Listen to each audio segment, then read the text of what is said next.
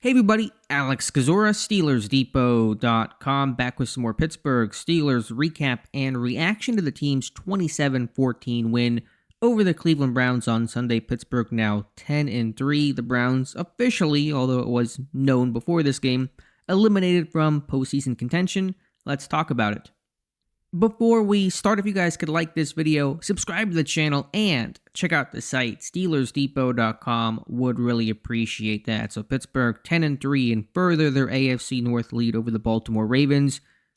Plain and simple, if Pittsburgh beats Baltimore in Week 16, they will win the AFC North no matter what happens in the other games against the Eagles, the Chiefs, and the finale versus Cincinnati. And so that just kind of sets the stage for where Pittsburgh is at. Really close, a real clear path. Not necessarily an easy one, but that is the path to capture the AFC North. So in this game, slow start as usual, very much in vogue in how the Pittsburgh Steelers play. I thought it was evident to start with the offense that Pittsburgh was missing George Pickens early. The game plan the entire week was built with Pickens in mind, of course. Doesn't show up until Friday with the hamstring injury, expected to play. I'm betting Arthur Smith was still hopeful, optimistic, and maybe not scrambling to make a bunch of changes, even probably as of Friday night, Saturday into Sunday morning, before the team decided to err on the side of caution and not play Pickens in this game, which was a definite surprise. And hopefully he can play against the Eagles on Sunday. I imagine the decision was partly made in mind to sit him this weekend to have him available for the Eagles game, but hamstring injuries are tricky, and we'll just have to see where that leads them. But I think early on, Pittsburgh not in rhythm in the pass game. Thought the run game had some rhythm and tone to it. Got a big run early, more interior runs. They ran crunch on the first play of the game for 16 yards, and so that was nice to see that play finally hit. But the pass game felt like a miss and a mess, I should say, with some scattershot passes out of bounds, nowhere close to guys like Mike Williams, fade ball to Scotty Miller, just really inefficient on third down. In some manageable third down situations, you get a 3rd-and-1 quarterback sneak, negated by penalty, can't convert there. It was another, 3rd-and-2, 3rd-and-4. Pittsburgh started the game something like 0-5 on third down, and they were generally, not because they were backed up into 3rd-and-13 consistently, where they just had to check the ball down and weren't playing on schedule. They just could not convert, and so that was an issue. But things got going in the second half and later in the first half, and they found more rhythm, and guys started making plays, some good concepts, some good calls, and some good individual efforts, like the scheme on the Van Jefferson touchdown. Russ with a great throw to tight end Pat Frymuth for his touchdown. That was a great just job to come back to your second read and just throw a dart down the middle. Frymuth has really gotten involved. You lean on those guys, especially when you don't have somebody like a George Pickens available, and a great individual effort by Scotty Miller late in that game on a fade ball on third down, similar to what happened in the first half that did not connect. Second time around, they hit, and so it was a real hand in the pile type of effort. 8 different guys caught a pass today in the last 2 games against the Bengals and Browns.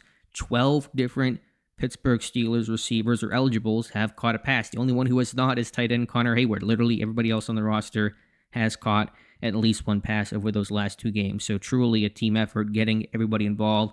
The run game, I thought, was strong overall. Jaylen Warren feels healthy, back to his old self. I thought for the first half of the season, he either was not playing or just not fully healthy or maybe not conditioned. I think he's been his Jaylen Warren self the last couple of weeks, running hard.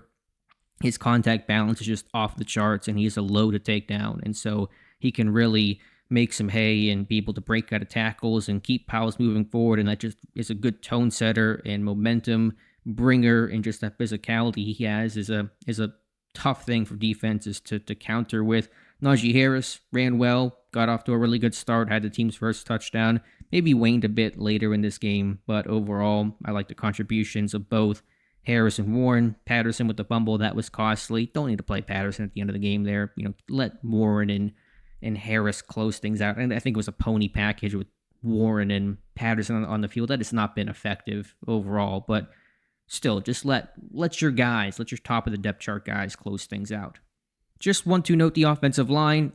Always tough to tell the O-line performance early when you're watching just a TV tape and I'm reacting to the live performance, unless it's so good or so bad. But overall, a good job it seemed like. Myles Garrett was not the impact player he was in game number 1 2 weeks ago. Had 1 sack and a fumble recovery, but those came late in the game. The sack came on the literal last drop back from Russell Wilson with 2.5 minutes left, where you take the sack and let clock roll. So overall, I thought they did a better job managing. In Pittsburgh, just overall, to kind of bleed into the Steelers' defense against Cleveland's offense. I've said this before, it's not an earth-shattering thought, but Pittsburgh does a really good job overall of minimizing your stars and your best players. Garrett defensively, this game, they adjusted. They didn't do a good job in the first half, at least, of the Week 12 game, but the last 6 quarters, I thought they had a good game plan, good execution. And then for the Browns offense, somebody like a Jerry Jeudy, who went off for 235, a touchdown, torched his former team, the Broncos, on Monday night, comes out and has 6 catches, 85 yards, and a touchdown in this one. Decent numbers, and had the 35-yard touchdown to get things going, but not the game-changing stuff that writes the headline of the game. That's what I like to say. They don't let the stars write the headlines. They're going to minimize. Those guys will make plays. The scramble drill was an issue against the Bengals, and that tightened up as the game went on. Not sure exactly what happened. Deshaun Elliott, after the game post-conference, said that guys weren't plastering. I felt like Elliott kind of left his single high responsibility. They spun Minkah Fitzpatrick down. Elliott's the post safety. He tries to bracket up top. I'll have to look at it again. It can be tough to tell in some of those scramble situations who's supposed to plaster and carry, and how all those things fit together. But obviously, miscommunication, Winston extending the play, that was an issue. But just overall, from there, Pittsburgh did not really give Cleveland much of anything. Running the ball was pretty mixed. Chubb had more success, a better yards per carry, probably similar. I'd say probably actually worse efficiency in this game than he did against Pittsburgh in week number 12. But just not allowing a whole lot of chunks there. And then again, just making those splash plays. Pittsburgh with 3 turnovers. It's funny, they had a 3-1 turnover ratio victory in week 12 and lost that game. They're 3-1 in this one. They win this game, but more often than not, you win the turnover battle 3-1 and you're in your favor, you're going to win the game, 80+% of the time. And so that just kind of proved things in this one. You got the interception of Winston. Keanu Benton's pick that off that screen was a real game changer. And you talk about momentum, and there's a whole debate to be had about does it exist or does it not, but plays like that, you watch those and just watch the tone and tenor and the momentum of the game shift in Pittsburgh's favor. Those are really good examples of that. Benton's been great at defending screen game. I think overall, on the whole, as a defense, Pittsburgh has been really good defending screen game this year. And so for Benton to get an interception like that, return it for a little bit of yards, and get Pittsburgh, I think around Cleveland's 30, really flip the game on its head. And then just to kind of quickly run through other standout performances, I don't want to miss too many guys here. I'm sure I'll miss some. TJ Watt, Alex Highsmith back, impact player. Watt, good run defense. Landon Roberts, just tone setter, blowing up centers and getting 4th down stops. Cam Hayward, 2 sacks. He, contained well, pushed the pocket, finished plays.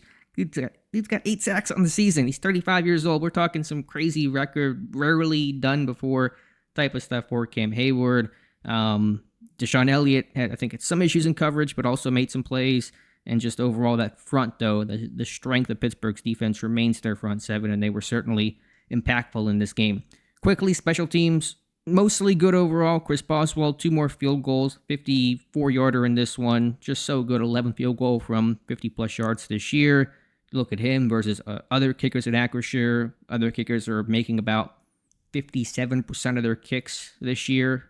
In Pittsburgh, 8 of 14, I believe is the stat. And Boswell is, 18 of 19 this year. And so a lot of field goals. Still want to convert some of those drives, but field goals and points all the same. Corliss Waitman, good bounce back game there. Has not gotten to do much punting the last 2 weeks. 1 against Cleveland, 1 versus Cincinnati. Had the shank against the Browns, obviously. And so a little bit of redemption. I'm sure that's really good for his soul. And the one that was muffed by Kadarius Toney, recovered by Ben Skoranek, who's got, I think, 2 fumble recoveries off of punts this year. He did a nice job, being clean, being first man down there, influencing the muff, I think. And also, Waitman's a left-footed punter, which also can influence the spin of the ball and make those ones tougher to field. So making splash plays there. Kick coverage, some issues there. Had the long run back by Jerome Ford. That's got to get cleaned up. Kick coverage was not good against Cincinnati 2 weeks in a row with blips. And so at this point, try to just boot the ball in the end zone is probably the MO, but you want to be able to clean those things up before the postseason begins. So let me know your thoughts in the comments below. Appreciate you guys watching. please like this video, subscribe to the channel, and check out the site, SteelersDepot.com. Thank you so much for watching and listening. We'll have a ton of recaps on the site and on the channel throughout the week. So thank you again, and we'll talk to you soon.